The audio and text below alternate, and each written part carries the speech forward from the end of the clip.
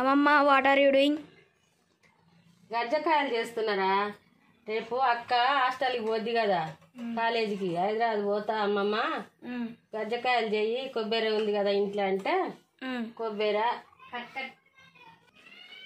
అమ్మకు మీకు పో చూపిస్తుంది ఇల్లు ఏమేమి కరెక్ట్ వీడియో తీస్తున్నాను. అక్కడ ఆపు కట్టంద కదా నేను. అమ్మమ్మ ఏమేం కలిపినాయో చెప్పు ఒకసారి. ఇంట్లో కొబ్బరి, ఎండు కొబ్బరి, బెల్లం, చక్కెర, జీడిపప్పు, ఇలాచి, బాదం పప్పు మంచిగా నేతిలో వేయించుకొని చిన్న చిన్న ముక్కలు చేసుకొని ఈ కొబ్బరి ఈ చక్కెరల కలుపుకోవాలి. 7 శనగ గింజలు కలుపుకొని ఇట్లా గర్జలు లెక్క ఇట్లా ఒత్తుకోవాలి. ఇట్లా ఒత్తుకొని నూనెలు వేసుకోవాలి. అలా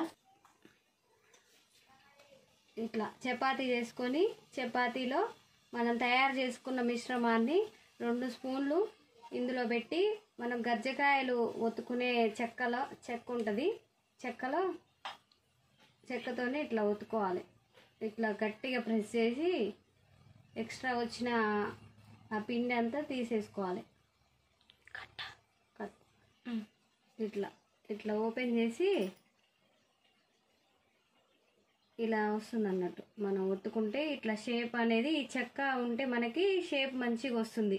చేతులతో కూడా ఇట్లా చేసుకోవచ్చు కానీ అది ఊడిపోతుంది.